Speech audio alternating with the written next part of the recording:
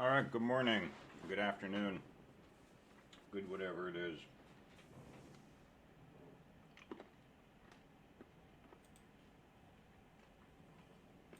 Hello. Hello. Getting things set up here, hold on.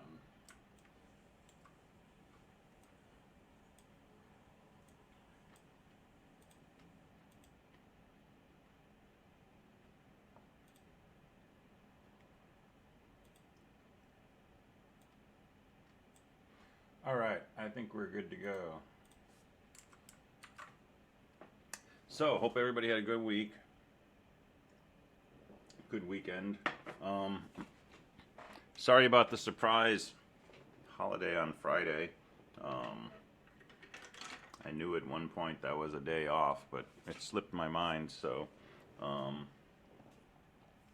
had been planning to do some more proofs on Friday, including some of the fun ones like the irrationality of square root of 2 and so on. We'll come back to those when we revisit proofs down the road, and maybe Wednesday when we go over homework 3, which you've hopefully turned in by now. But I want to move on to our next unit, which will be number theory. As before, right, I'll grade your homework today, tomorrow, and then Wednesday I plan to talk about homework 3 in class, and talk about specific things that I saw in that homework. But if there's any questions on homework 3 that you want to talk about now, we can definitely talk about those at this point. Yeah. I did have one question, Nick. So on homework 3, problem 354C. Mm-hmm. So I wasn't sure how to tackle that one. Okay. And I did a proof table on it. It appeared that they weren't the same, they weren't equivalent, but I didn't know how to prove that. Oh wait, 354. Maybe I'm looking at the wrong one. Yeah, 354C. 354C is a direct and indirect proof.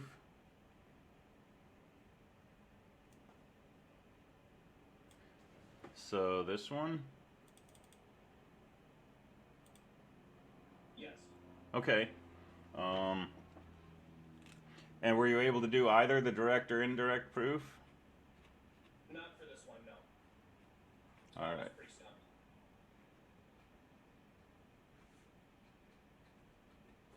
All right, let's play around with this.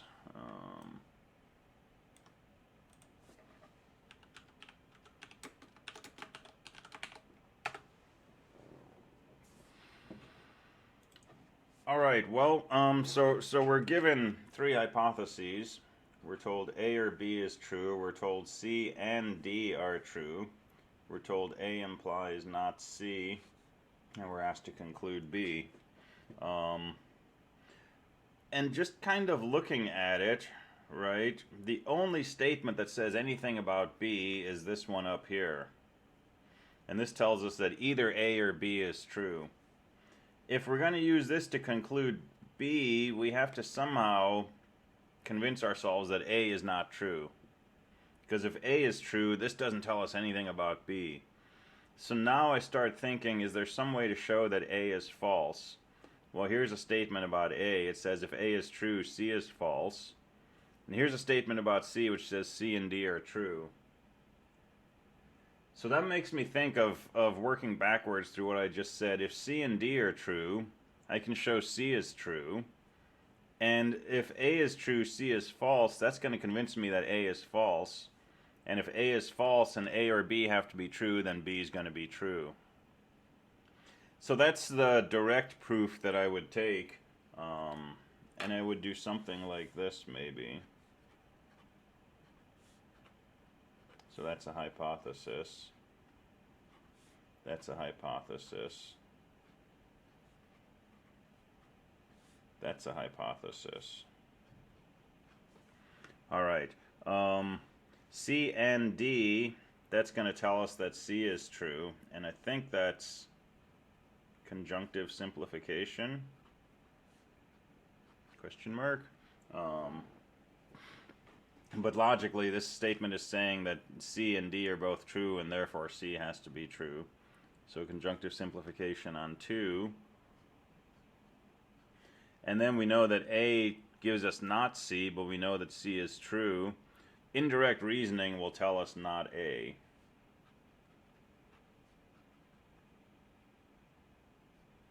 So that's indirect reasoning 3 and 4. And normally indirect reasoning takes the form, you know, if A then B, not B, therefore not A. Well, here we're using it with a funny B. We're saying A implies not C, and C, you know, which is not C, and therefore not A. Alright, but it's still an indirect reasoning. Well, if we know A or B and not A, there's one of those fancy page 59 rules.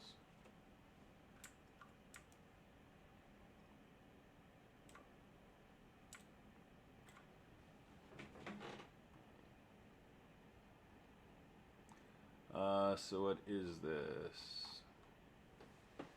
So I want A or B and not A. So disjunctive simplification. So P or Q and not P forces Q to be true. So A or B and not A forces B to be true.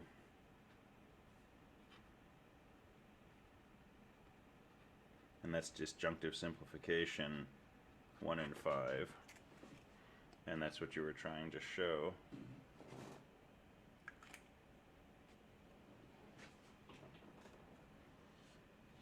And some other people started with conditional equivalence for 1, right? Change that into an if-then. And then use contrapositive and chain it with expression 3. And I think that makes sense too. So let's look at the indirect proof.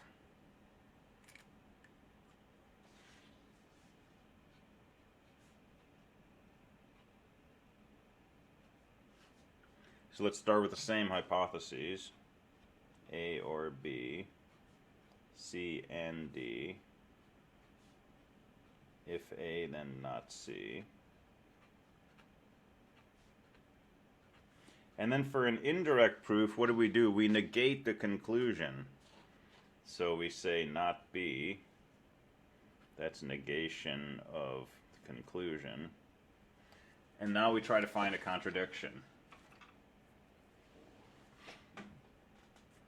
So, well, we're told B is not true, and we're told that A or B must be true, so that forces A to be true. So that's,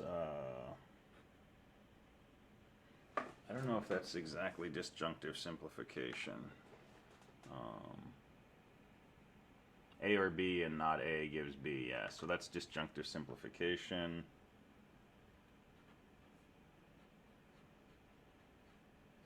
So now we know A is true, we can chain that together with 3 and say not C. And that's chain rule, or that's direct reasoning. Putting together 5 with 3. And so this means C is false, which means, you know, false and D. There's a few ways we can do this at this point, but this is basically where our contradiction comes from. Because we're told C and D are true, which means C is true, but we're also told C is false. So I could take C, which is false, and plug that in here and say F and D. And that's substituting 6 into 2. And then I can do a conjunctive simplification and false. And there's a contradiction. Or from here, I could have done C, which is conjunctive simplification of 2. I think this is something other than conjunctive simplification. But from here we can do conjunctive simplification and get C, and that's a contradiction right there because we've got not C and we've also got C. So there's different ways to find a problem there. But yeah, so either of those would prove, and so in this case we conclude that the negation of B must be false, which means B must be true. So we can say therefore B, and that's what we were trying to show.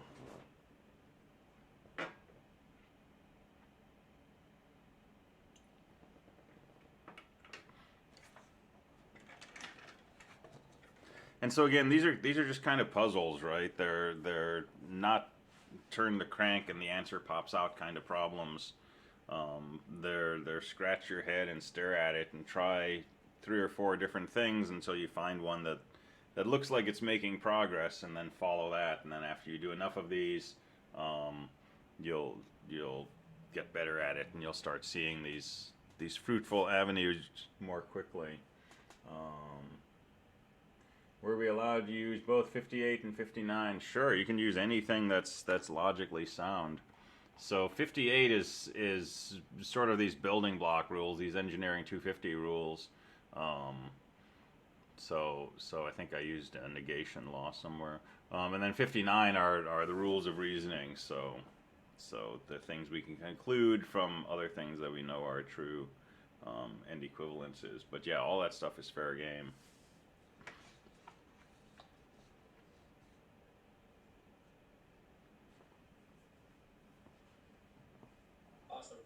Yeah, you're welcome.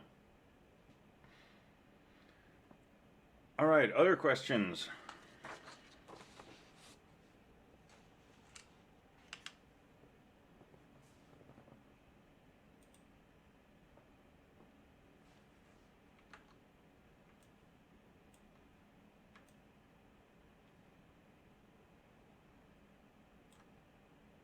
So I posted some homework for next Monday. These are not questions from the book, so these are just standalone questions. Okay, and then we'll go back and we'll do 352A. But for homework 4, there's 6 questions, and they're digging further into proofs. So so the first one is asking you to pick specific propositions P and Q which demonstrate the 2 fallacies we talked about. So the fallacy of denying the hypothesis and affirming the conclusion. So pick some hypothesis P and Q for which we can show these things. So the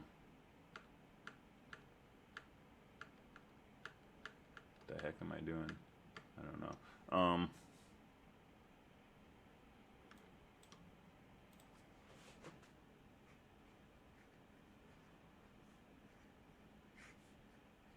All right, so this is the fallacy of affirming the conclusion.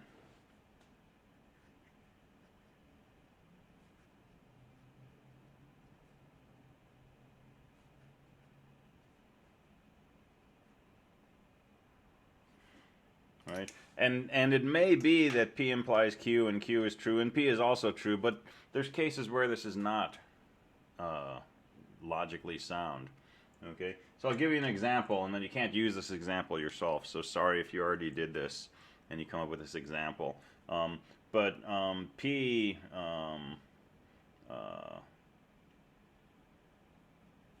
if my dog, P is the proposition my dog can fly, and Q is the proposition my dog's name is Toto. Okay, and I'm going to tell you that if my dog can fly, my dog's name is Toto. Okay, and in fact my dog's name is Toto, but my dog cannot fly. Right? If my dog could fly, its name would still be Toto, so this is absolutely a true proposition. And it may turn out that I do have a dog named Toto, and so this is a true proposition. But we cannot conclude that my dog can fly from that. Okay, it's a fallacy of logic. Right, so specific examples where where we can see that this is true and this is true, but it's pretty clear that this is not true. And so try to pick, sample propositions P and Q that most of us, or me in particular, would be able to easily see that this is true and this is true, but this is false. Okay, so propositions about, numbers or variables or well-known facts or something like that, rather than something that I have no idea if it's true or not, right? So, and then do the same thing for affirming, for denying the hypothesis.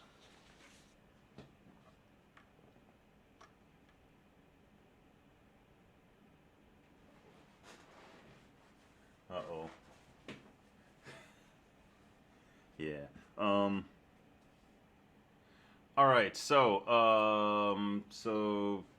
question one is playing with those fallacies and giving specific examples to demonstrate cases where those things are clearly fallacies. Questions 2 through 5 are more proofs involving even and odd numbers. Okay, and my suggestion is, think about these, work on these today and tomorrow and Wednesday, and then if you're not sure how to do them, bring questions to class on Wednesday. Okay, and let's talk about some more examples of these kinds of proofs on Wednesday then. And then you can go Wednesday and you can work on it Wednesday and Thursday and Friday, and then if you're still having trouble, you can come back to class Friday and you can say, hey, what about this, right? And we can go through it again. And then if after, those 2 rounds in class and trying it 3 times at that point, you still have difficulties with it, right? Then you can hit me up with an email, and at least, we'll have enough forward progress on these that I can probably give you 1 or 2 ideas in email, and you can turn that into a finished proof. As opposed to if you never look at these until Saturday afternoon and then you send me an email Saturday night saying, I don't know how to do this, that's harder to talk about in email, right? It's easier to do a back and forth in office hours or in class. So that's 2 through 5. And then question 6 is a proof relating to divisibility. And we're going to talk about this today. This will be our first topic in number theory, is this business of A vertical bar X, which means A divides X.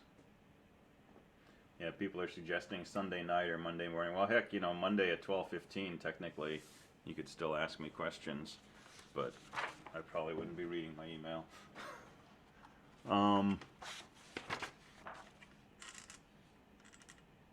All right, so those are homework questions to work on. Like I say, definitely one you should be able to do already with what you've known for a while. 2 through 4, work on those over the next couple of days, and then 2 through 5, and then 6 we'll start talking about what we need for that today. All right, so there's also a homework question on 3.5.2a.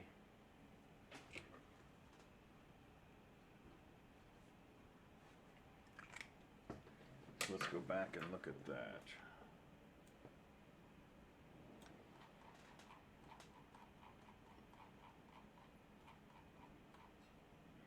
So 3.5.2a, prove with truth tables. Oh, good. This one's cool.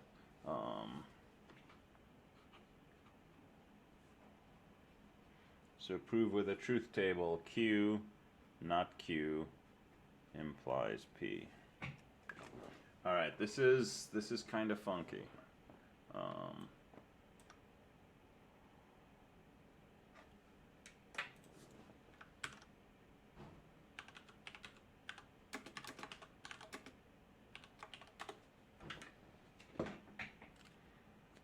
So the formal theorem is Q, not Q, therefore P.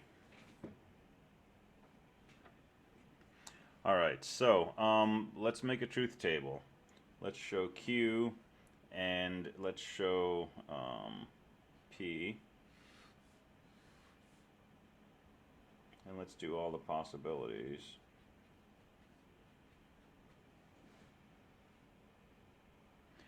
And let's fill in some columns over here. So what is not Q equal to? If Q is false, this is true. If Q is true, this is false. Okay, well remember, this is the same thing as saying Q and not Q. If that's true, then P is true. So let's make a column for Q and not Q.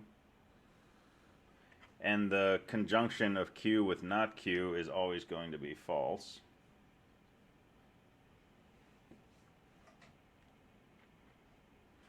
And so now we need a column for Q and not Q implies P. Well, let's make our implication table.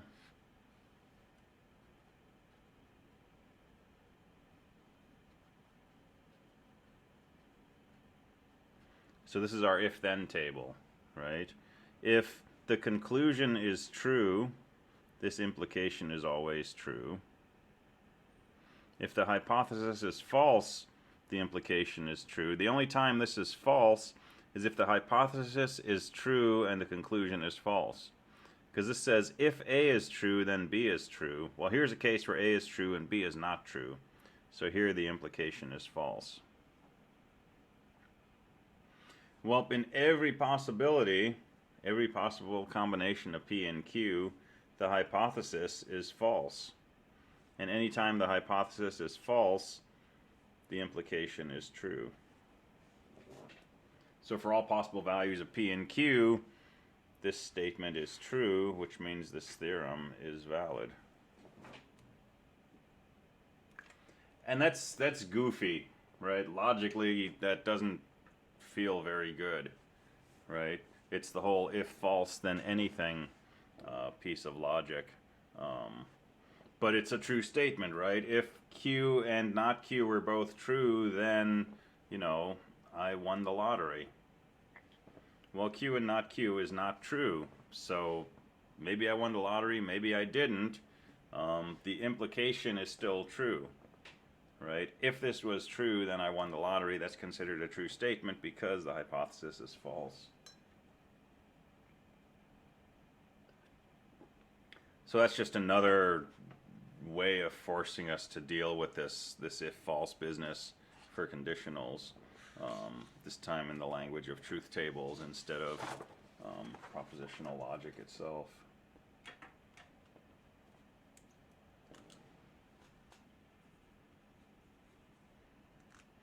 All right, and then someone asked about 3.5.6.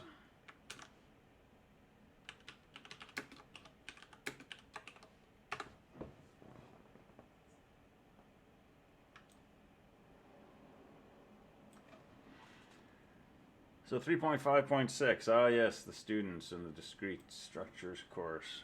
All right, determine the validity of the following argument.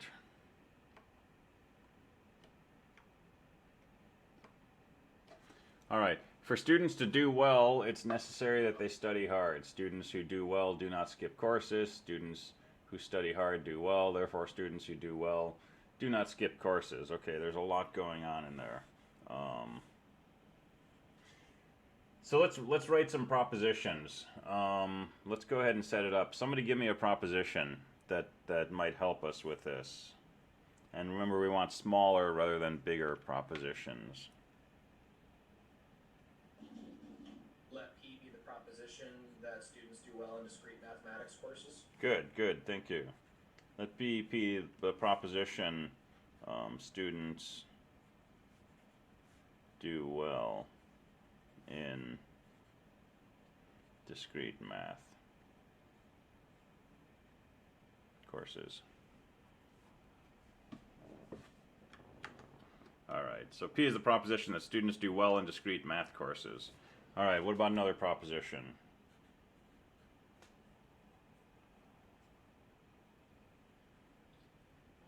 Let Q be the proposition that students study hard. Okay. Let Q be the proposition that students study hard. All right, there's a second proposition. What else is in here? Do well in discrete math, study hard, do well in courses. So here we're getting into a bit of like the imperfection of English. But if students do well in courses, I'm going to say they do well in discrete math courses. Okay, I think that's a reasonable generalization of this. So they could skip classes. So let's let S be the proposition.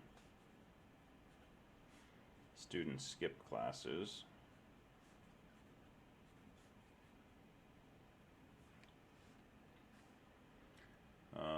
Students who study hard do well in courses. Okay, so I think those are enough pieces.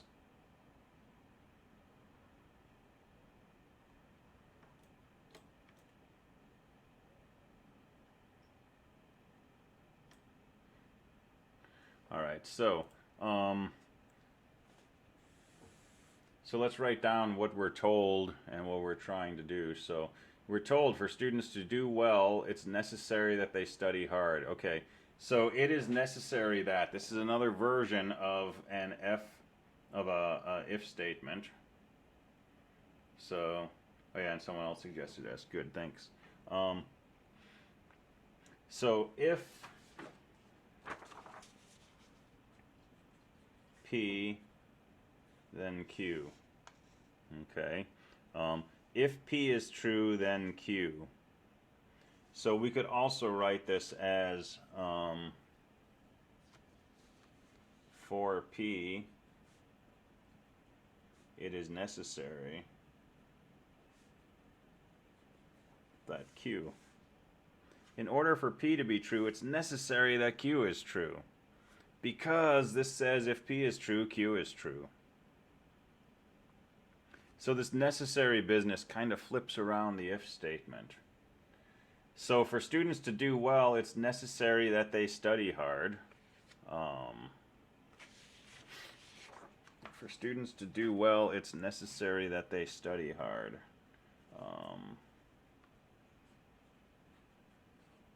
So if we write if P then Q, it means if they do well, they study hard. Okay? And what that sentence is telling us is that it's if in order to do well, it's necessary that they study hard. If we write Q arrow P, that says if you study hard, then you do well. And that's a different statement. Right? This says if you study hard, then you do well. What the question in the book is saying is that in order to do well, it's necessary that you study.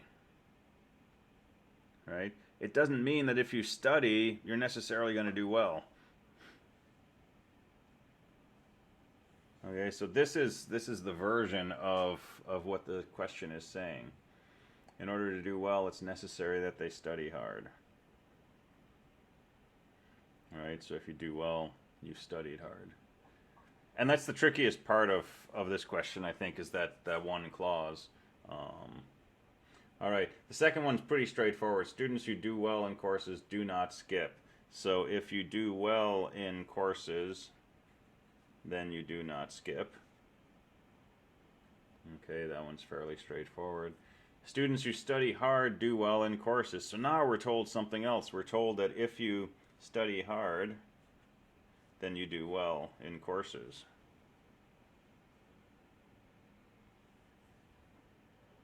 And the conclusion we're trying to reach is students who do well in discrete math do not skip classes. Students who do well in discrete math do not skip classes. And the whole thing is a big exercise in spinning our wheels, because the thing that we're asked to show is actually given to us as one of the clauses, one of the hypotheses. So my interpretation of this would be like, yes, this is true because it's given to us as a hypothesis. Now you can interpret this a different way, and look at the difference between doing well in discrete math and doing well in classes, right? And say if you do well in classes, then you do well in discrete math.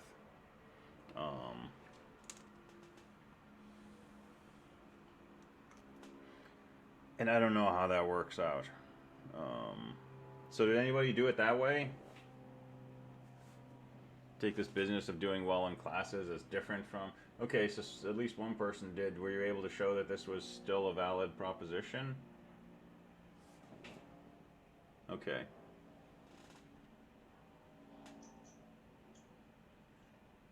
So this is one of these questions in the book that I don't think is totally clear in what they're asking. But I'm fine with it if you do it like this. Used 4 propositions instead of 3. Okay, so did you have a separate proposition about if you do well in classes, then you do well in discrete math? Yeah, okay, cool. Would there be 2 different propositions referring to doing well in courses? Yeah, basically.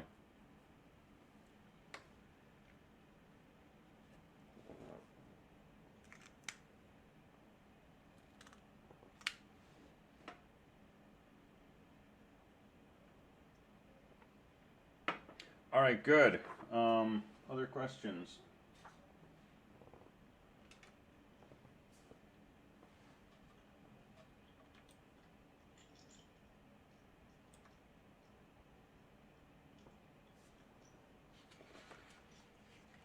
Let's see. Someone says they did this wrong. What did you do that you think was wrong?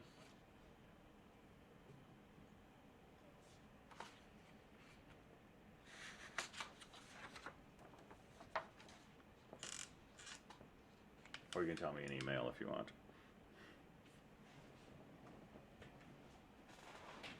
I made it just P for the first condition, I think.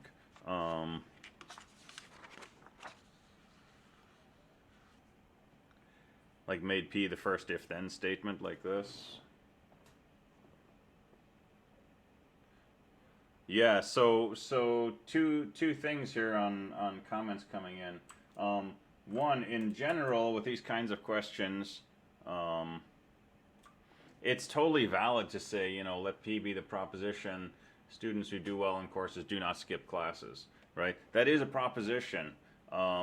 The detail is that when you're trying to show something, when you're trying to do proofs or disproofs around these things, you want to be able to try to put your clauses together, right? Put your propositions together and combine them using different laws of logic and such. And so breaking them into smaller pieces usually gets you further. And the other thing is, if you did discrete math as separate from courses overall, that's still fine, right? That's a totally legitimate way to do it. And the difference there would be, you know, to do well in discrete math, which is maybe D, right? It's necessary that they study hard. Students who do well in courses, that's maybe C, right? And skip classes is S. And then down here, you would make a proposition about D as related to skipping courses. And the connection there that you need to assume / make is that if you do well in courses, then you do well in discrete math courses, right? And so C would imply D, but not necessarily the other direction.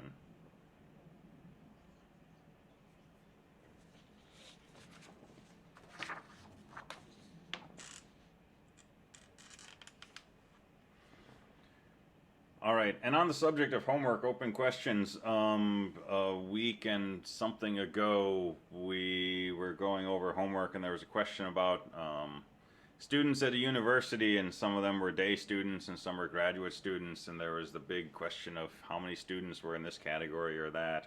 And I just wanted to mention, I did put together a video with a solution to that, and posted it. I think not a lot of people have looked at it.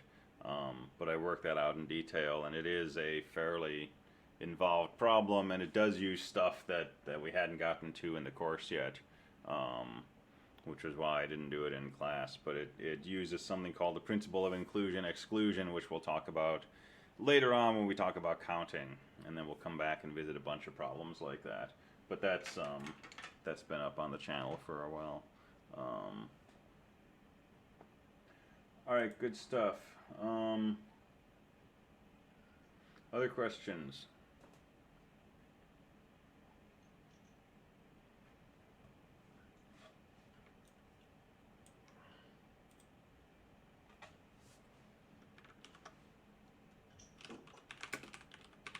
All right, well, let's go on to talking about number theory.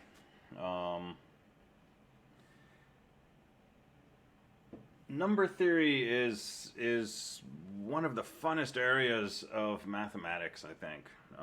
It's one of the areas, if not the area that draws the most sort of amateur mathematicians, people who are not trained as mathematicians, but jump into this area and work on problems in it. It's filled with lots of beautiful questions, sometimes with fascinating answers. And to understand a lot of even the deepest questions in number theory takes no more than elementary school mathematics, right? Most of what we talk about in number theory initially deals with integers, whole numbers, usually positive whole numbers, and operations like addition and multiplication. And from very simple questions, we can get into some really, really complex areas of mathematics. And some of the simplest questions have eluded solutions to this day. Some have been solved in the past 20 or so years. And some of these questions have really long history associated with them. So we're usually dealing with integers, okay, and like I say, generally positive integers. But like most of the rest of this course, we'll deal with integers rather than reals. And a lot of what we deal with in integers is this question of divisibility.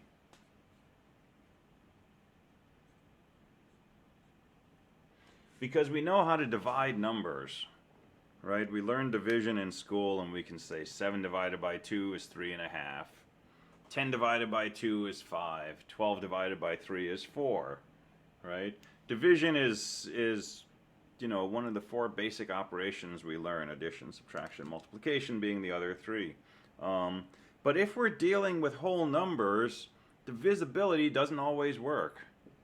If the only numbers we know about are whole numbers, I can say 12 divided by 3 equals 4.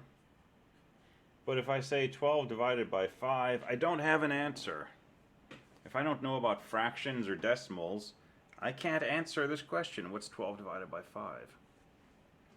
Because it's really, 2.4. So thinking just about a world of integers, sometimes division makes sense, sometimes it doesn't make sense. Okay? So we want a definition for when this makes sense to us. Okay? So we're going to use the word divisible, and we're going to make this a formal definition. And I'm not going to keep saying integer, integer, integer, but just assume, unless I say otherwise, that everything we're doing is over the integers. Okay, so we say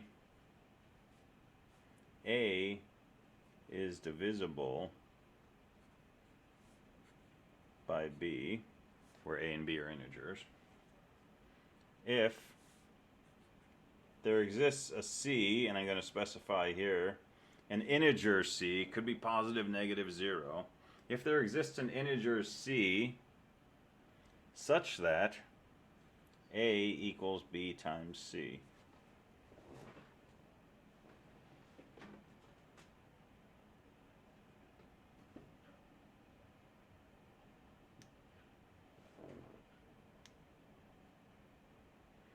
Okay, A is divisible by B if there's some integer C such that A equals B times C. In other words, A over B is an integer.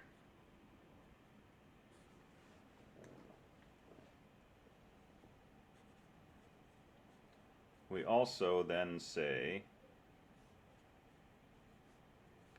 B divides A.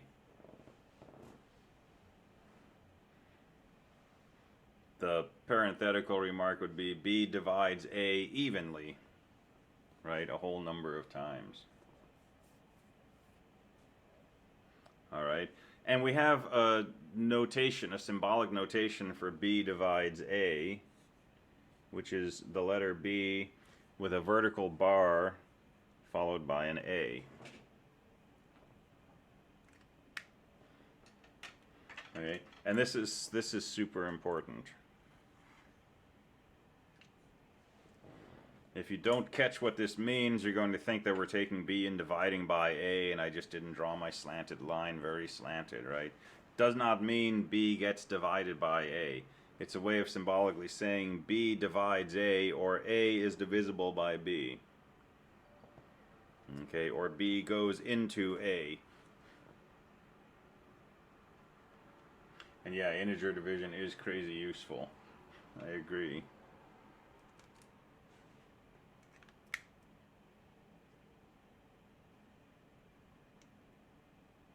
And somebody else said a modulo b is equal to 0, which is correct.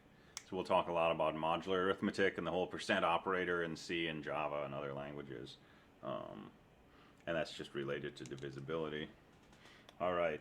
So we have other ways of saying this. We can say A is a multiple of B. And we can say B is a factor of A.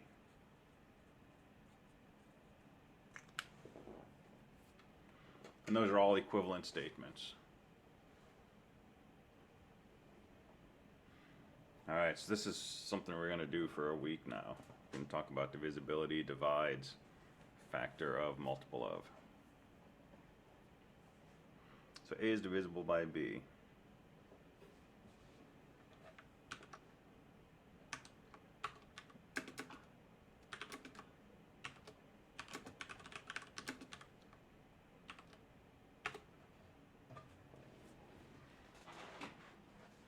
All right, so hold that definition in head. Did the 88? Oh, the 86 could do modulus. Yeah, that's true, but I don't think the 8080 did. All right, so hold this definition in your heads, right? This symbol just means B divides A. B goes into A. A is divisible by B. Okay, we'll refresh it as we use this. But with this definition, we can start studying properties of different types of numbers. And let me just jump ahead a bit and talk about one of the things we'll deal with a lot, which is a prime number.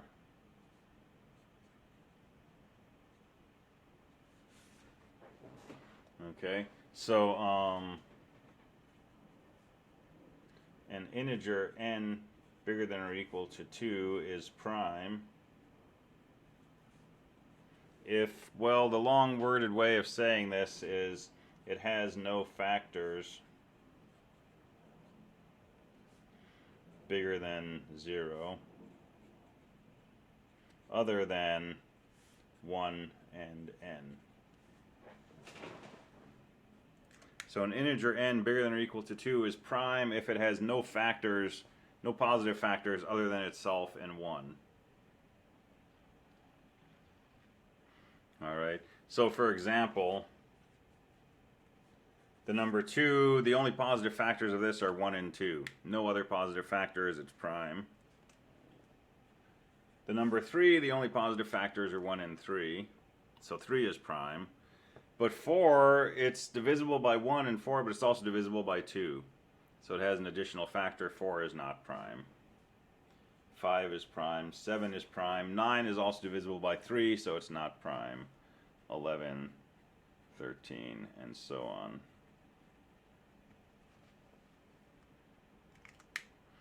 And so these are the numbers that aren't divisible by a lot of stuff.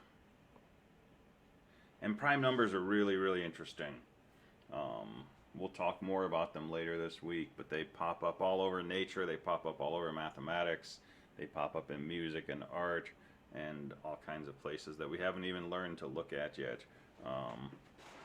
So prime numbers are cool.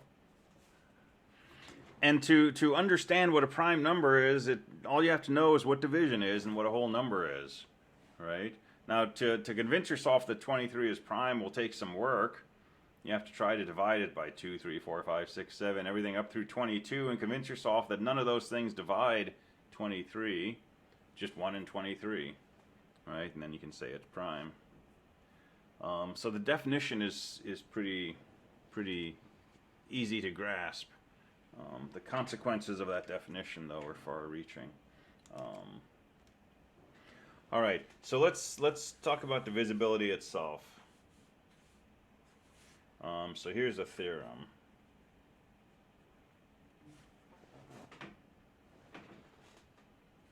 If A divides B and A divides C, then A divides B plus C.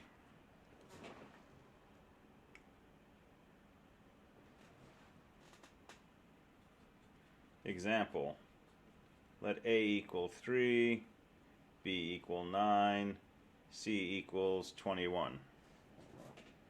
All right, 3 divides 9, right? It goes in 3 times. 3 divides 21, goes in 7 times. The claim is 3 divides 9 plus 21, which is 30. Well, that's correct. 3 does divide 30.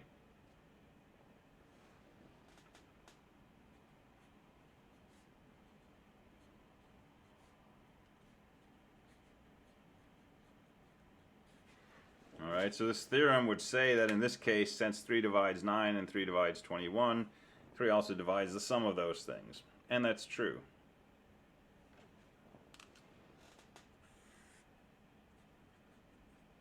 Or we could let A equal 5, and we could let B equal 25, and we could let C equal 30. Well, the hypothesis of the theorem says 5 divides 25, which is true. And it also says 5 divides 30, which is true. And the conclusion would say, therefore, 5 divides 25 plus 30, which is 55. And 5 does divide 55. And we'd like to prove this. And sometimes the way to do a proof, the way to start a proof, is to look at specific examples. And so if we look at these examples, 3 divides 9, right? 3 goes into 9 3 times. And it goes into 21 7 times. And it goes into 30 10 times. And 5 divides 25 5 times, and 5 goes into 36 times, and 5 goes into 55 11 times. So who spots a pattern in this? These things I just wrote in parentheses.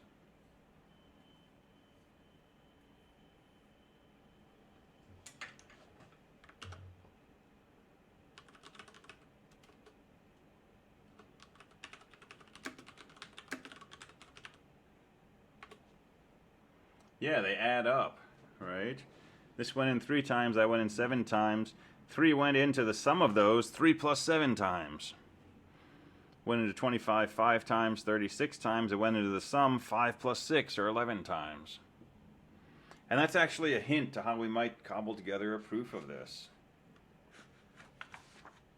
So let's see a proof, and let's think about how this comes back. So proof. All right, and this is not going to look exactly like our proofs from homework 3.5, question 4. But it will be the same machinery going on underneath, okay? But we're going to kind of loosen up a little on some of the formality. So our theorem is if A divides B and A divides C, then A divides B plus C. Okay, so we have 2 hypotheses, A divides B and A divides C. Okay, so let's start off with some hypotheses. First hypothesis, A divides B. Why? Because it's a hypothesis. Second hypothesis, A divides C.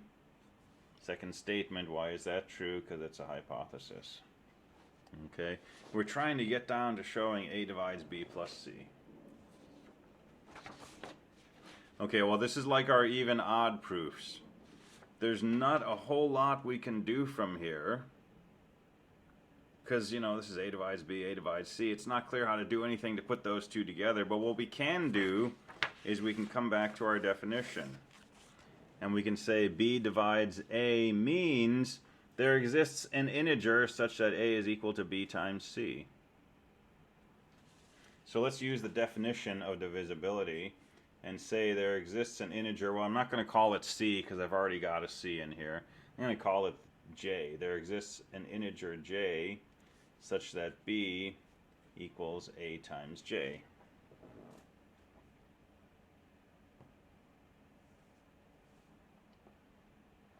All right. If a divides b, if b is a multiple of a, it means that b is equal to a times some integer. So this comes from statement 1 and the definition of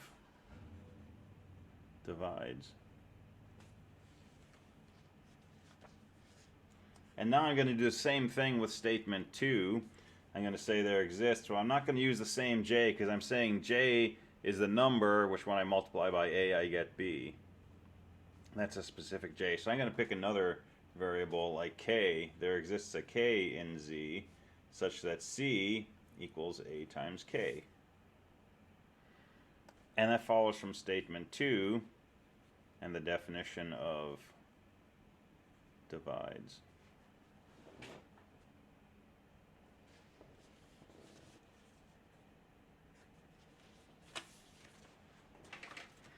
And over here, this was this thing that I called j, this was this thing that I called k. Right, so in my example, j was the thing that I got when I divided b by a and k. And we're trying to show that a divides b plus c. And the thing that we maybe noticed was that the thing that we multiply 3 by to get this is just the sum of those two things that we multiplied 3 by to get this and this. So we want to somehow combine these statements, and we're trying to make a statement about divisibility of b plus c. Okay, so I'm going to show you an important trick.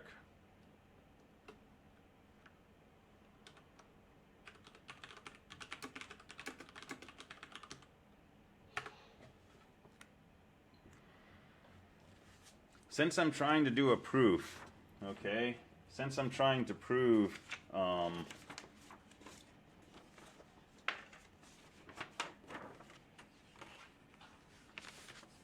wherever my proof went, right, I'm trying to prove this. I'm not allowed to write this down as part of my proof. If I write that down as step 5, my proof is invalid. Right? Unless I've proven this already somehow. But it's really useful to think about this, to look at this, and look at what I have proven and say, hey, how can I get to this? Okay, so here's something you're allowed to do on proofs. You can mark off a section of your paper and label it ignore. And now you can put anything you want in here, and it won't cost you points. Okay, so I can write over here what I'm trying to show. So I want a divides b plus c. So I want b plus c equal to some integer times a. That's what I'm after. If I can show this, then I can use the definition and say this is true. But it's really important I don't write this over here, because now I'm saying that this is true and follows from this, and that doesn't follow. And so my proof is invalid. But you can put a little section on the side, label it ignore, and then you can put whatever work you want in there. That's just a way to sort of think visually out loud. Okay? So I want to write b plus c as something times a. Well, I've got b is something times a and c is something times a, and I already thought about addition. Let's just combine 3 and 4. Okay, so b plus c equals a times j plus a times k. And that's just addition and substitution using statements 3 and 4.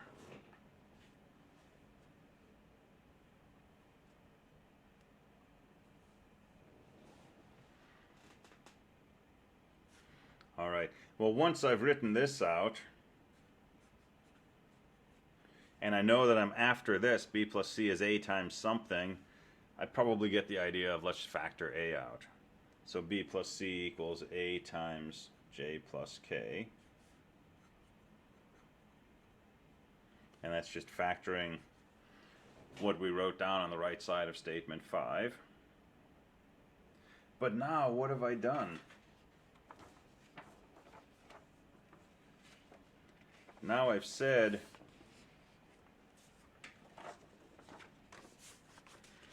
that this thing is a times some integer, because j and k are integers, so j plus k is an integer. And I said if I can write a as b times some integer, then a is divisible by b, or b divides a. So once I've written this, now I can say a divides b plus c, and that follows from statement 6 and the definition of divides. And that's what we were after.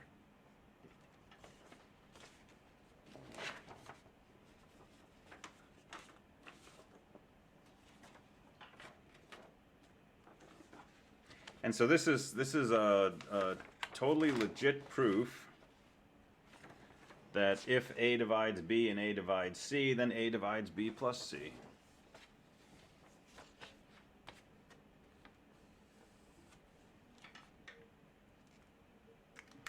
All right, and I wrote this stuff on the side, but that's not considered part of my proof because it's labeled ignore. So that's where I'm thinking.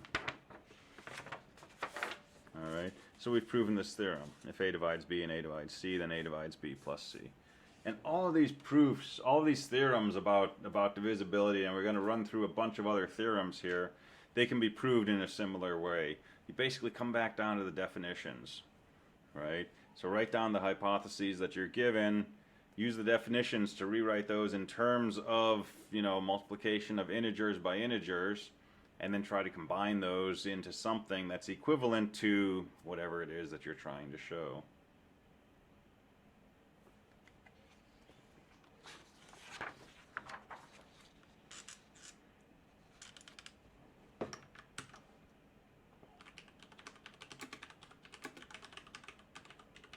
All right, so we have a whole bunch of theorems about divisibility.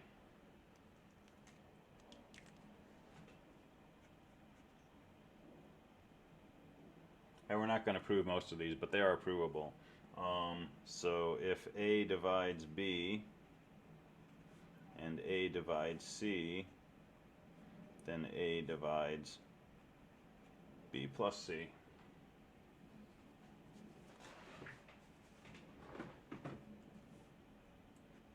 If a divides b, then a divides n times b for all integers n. So if b is divisible by a, so is 2b, so is 10b, so is 119 times b.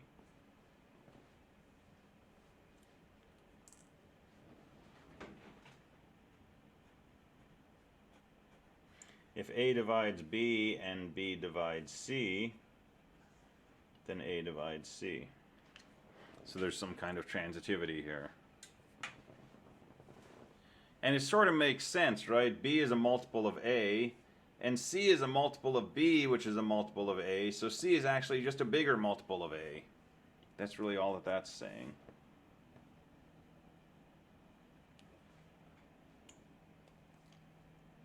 So we could prove those, but we won't. You have a homework question that asks you to prove something a little more elaborate than this. All right, there's a corollary from all of these. A corollary is like a little theorem. It's a theorem that usually follows a bigger theorem. It's a consequence of a theorem. It's still logically true, but it usually just doesn't measure up to the level of being a theorem, which is usually like, something bold-faced and takes a whole paragraph in a book. It's a consequence of a theorem. So here's a consequence of these theorems.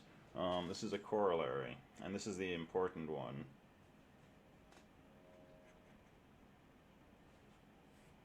So if A divides B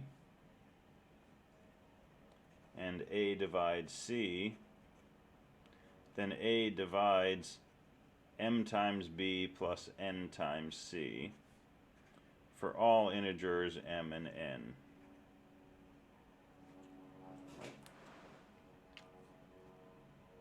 Okay, if A divides B and A divides C, A divides anything times B plus anything else times C.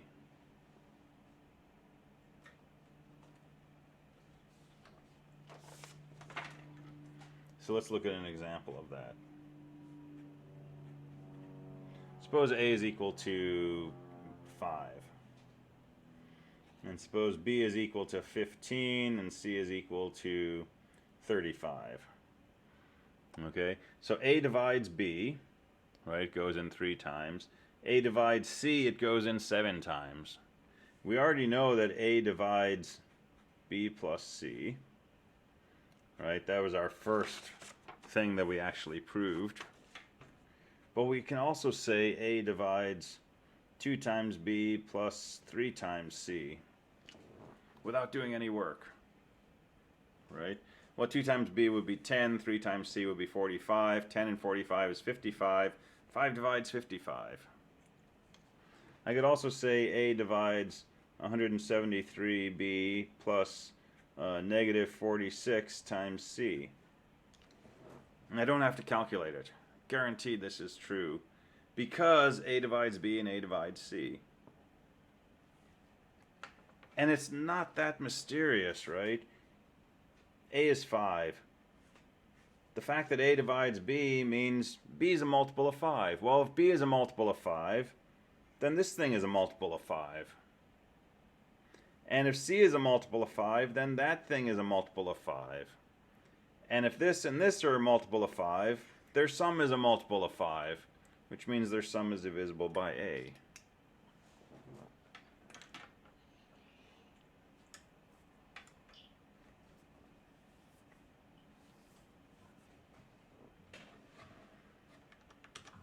All right, so all of that is the building blocks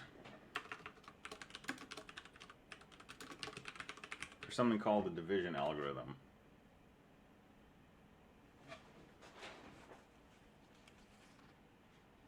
And the division algorithm is key to everything we do in number theory and a good chunk of what we do in computer science.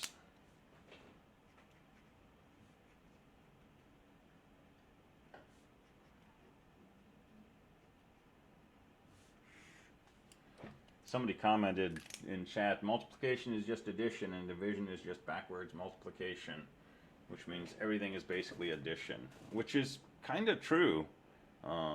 And addition is really just counting, right? To add 2 and 5, you just have to count up by 1 5 times, starting from 2. And there are derivations of mathematics starting from counting and building up. And we'll look at some of those later. Something called Principia Mathematica, if you want to see some really twisted stuff. Take a look at that. All right, so division algorithm. So there's a very formal way of describing the division algorithm, and it's very mathematical sounding, and it's fairly complex. And I don't think the formal definition necessarily imparts a lot of warm fuzzy as to what's going on. So I'm going to give you some examples of what the division algorithm says. The division algorithm is a theorem, actually. It's not an algorithm. But I'm going to give you some examples, and I'm going to give you a very sort of down-to-earth notion of what this is stating. And it's stuff that we've already encountered in life, so there's no surprises here. We're just going to formalize it a little bit. So given two, let's just start with positive integers.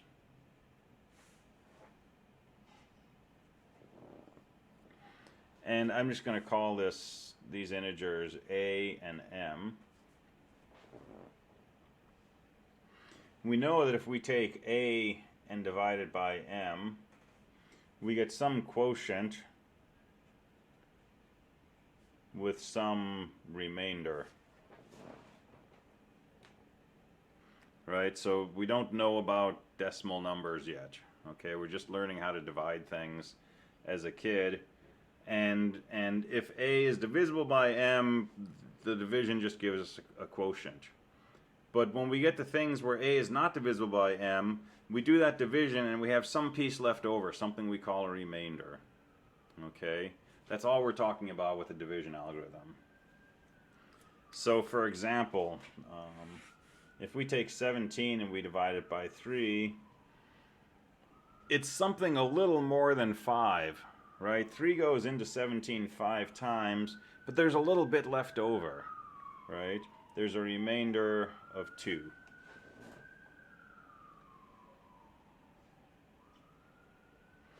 Alright, if this stops making sense, let me know. If we do 19 and we divide it by 3, that goes in 6 times with a remainder of 1. If we do 18 and we divide it by 3, that goes in 6 times with nothing left over, a remainder of 0.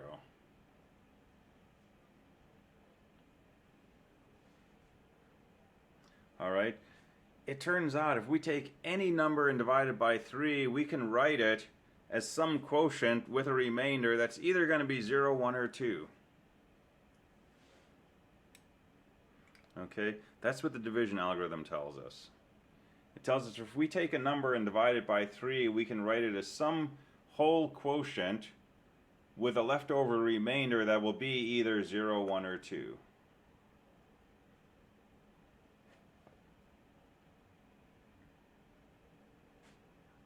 If I divide by 5, my remainder will be 0, 1, 2, 3, or 4. If I divide by 2, my remainder is 0 or 1. So anytime I take a number and divide it by m, I get some quotient with a remainder r, and that remainder is always bigger than or equal to 0 and less than what I divided by. Now we can prove that. It's a little tricky to prove, and we're not going to prove it. But that's the more formal definition of the division algorithm. And if you take an integer and divide it by m, you get some quotient with a remainder between 0 and m minus 1. So something less than m. Now, we could be precocious, and we could say, nuh-uh, when I take 17 and divide it by 3, I get 4 with a remainder of 5. Ha! Right? And this is not incorrect. 3 does go into 17 4 times. That gets us to 12. And we have 5 left over.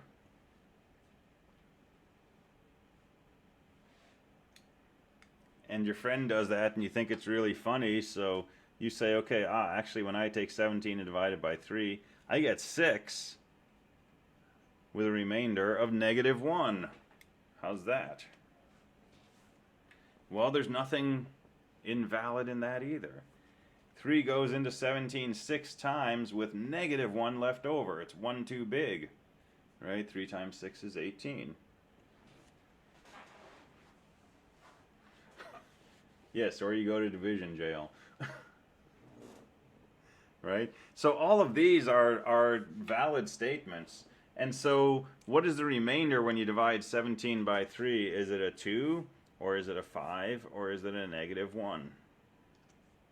Okay, when we do division like this and we ask for the remainder, we're going to insist that it's a number which is bigger than or equal to 0 and less than what we're dividing by. M in that case, 3 in this case. And only one of these remainders satisfies that criteria, and that's the number 2. And similarly 0 and similarly 1.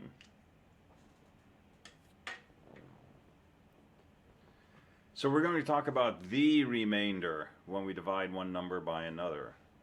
And we'll make it unique by insisting that when we say the remainder, we always mean the number which is bigger than or equal to 0 and less than what we're dividing by. But it's only because we're requiring it to be in this range that it's now unique. We can talk about the remainder instead of a remainder. All right, so what the division algorithm tells us is that there's always a remainder that satisfies this criteria, and that remainder is unique. We won't find two numbers in this range such that this divided by this is equal to that with that left over. So it ensures uniqueness. Okay, and this is what we call modular division. This is the percent sign in C or Java or Python or other stuff. So if A over M is equal to some quotient with a remainder of R, we say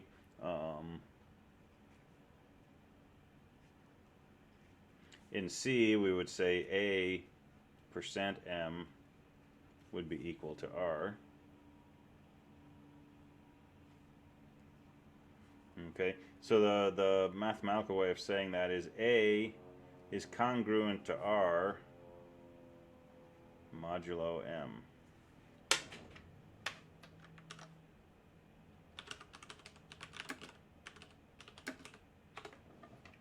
So this is congruence. A is congruent, that's what that symbol means, to R modulo M. So this is not the equivalent symbol we had when we were talking about logic.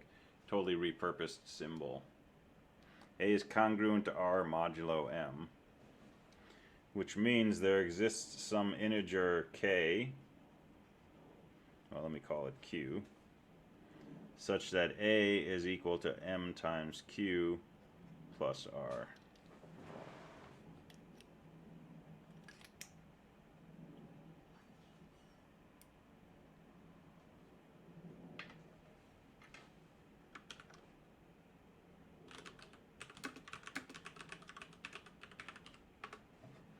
All right, this relates directly to divisibility.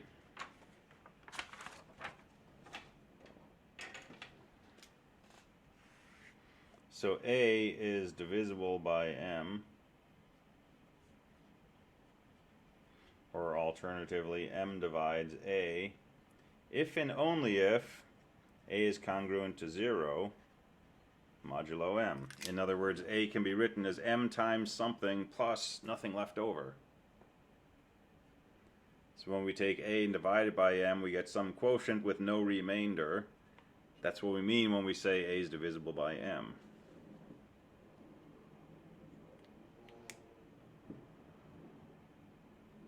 Congruence has nothing to do with equivalence. So if someone asks, how does it differ from equivalence? This 3-bar symbol in logic is logical equivalence. Absolutely nothing to do with this. Okay, it's just a different use of the same symbol. 3 horizontal bars means congruent modulo. All right, equivalence is about propositions. Here we're just talking about integers, so they're not comparable. All right, so we can describe divisibility in terms of modulo equivalence, right? So we can define a prime number as a number that is not congruent to 0 modulo anything except itself and 1.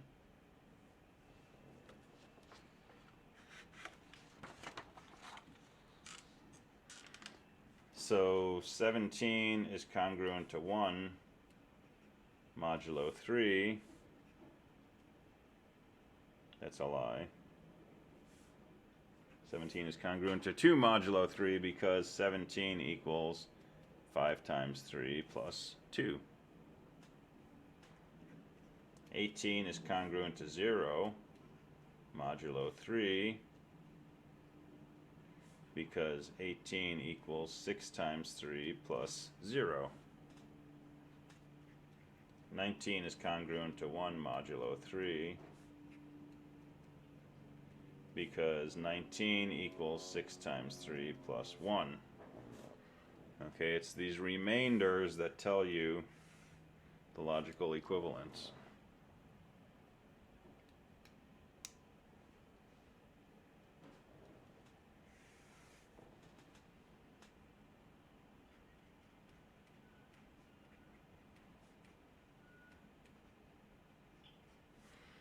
14,236 is congruent to 0 modulo 1 because 14,236 equals 14,236 times 1 plus nothing left over. So everything is congruent to 0 modulo 1.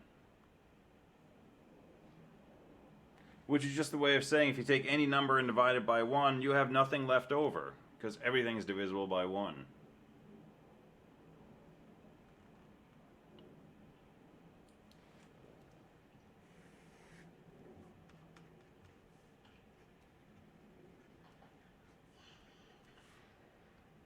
What is 147 congruent to modulo 10?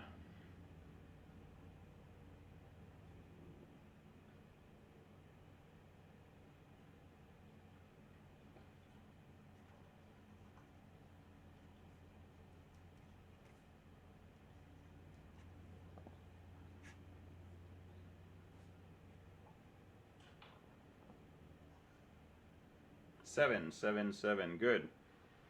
It's congruent to 7. Why? Because 147 is 14 times 10 plus 7. And 143 will be congruent to 3 because 143 is 14 times 10 plus 3. And 10 is a really nice number for finding modulos. Because if I have any number and I want to know what is congruent to modulo 10, it's just the last digit. Right? Because if I put a 0 here and I get 140 or I get 14,230, that's a multiple of 10. Right? Multiples of 10 end with 0. So if 14,230 is a multiple of 10, if I go up 6 more, this is going to be 6 more than a multiple of 10. This is going to be congruent to 6 modulo 10. So there's a first trick for doing modulo arithmetic. If you want something modulo 10, just look at the last digit. If you want something modulo 2, it's either 0 or 1. It's 0 if it's even, it's 1 if it's odd. Why? Because an even number is divisible by 2. An odd number is twice an integer plus 1. So there's another definition for even odd. Congruent to 0 or 1, respectively, modulo 2. All right. So all of that will come together with this corollary that we did 20 minutes or so ago, and will let us define an entirely new system of arithmetic based on modulo numbers. And that's going to be where we do most of our work in number theory. And this is going to lead directly and eventually to lots of crazy things, including public key cryptography. And we'll end this unit probably next week talking about the RSA algorithm for public key crypto systems. And it's built on top of modular arithmetic and big primes and all kinds of other things. All right, so that's kind of where we're heading with this. All right, cool. Take a look at some of those homework questions. Let me know if you have questions. I will see you next time. Before you go, Yeah. two things. One, you say anything is modular to, well, is equal to congruent to 0 modular 1, but can you prove it? Also, jokes aside. Yeah. Could we, for instance, say like on Sunday at X time, we organize some people just to get them to Discord to talk about the homework, just to not give each other the answers, obviously, but like just ask questions about each other and collaborate in case we have trouble with trouble with questions. Since, for instance, like I know I made some mistakes on this recent homework, but I had no idea I made any mistakes until we went over some of those questions. Sure. And so I think talking about those things with people would help and prevent those mistakes. I think it's an awesome idea for people to get together whenever works for them and talk about these things. I mean, that's the only way to really sort of figure this stuff out is to mess around with it and play with it. And talking about it with other people is a really good way to do that because it gets you outside of your own train of thought. And, like you said, you might think that this makes sense and this is done right. And until somebody says, well, what about this? Right? There's no way to do that. Yeah. So yeah, I mean, Discord's there, the channel's open. Go ahead and post something and try to get that going. I think that would be awesome. Cool. I didn't want to accidentally, cheat. No, no. I mean, other than putting up screenshots of your solutions or something, that's the best way to learn this stuff is talk to one another about it. All right, then everyone in the Discord, everyone that's interested, let's go to the Discord chat. Cool. Or the, yeah. Anyway. Awesome. Good idea. All right, cool. Thank you again. Have a good day. I'll talk to you next time.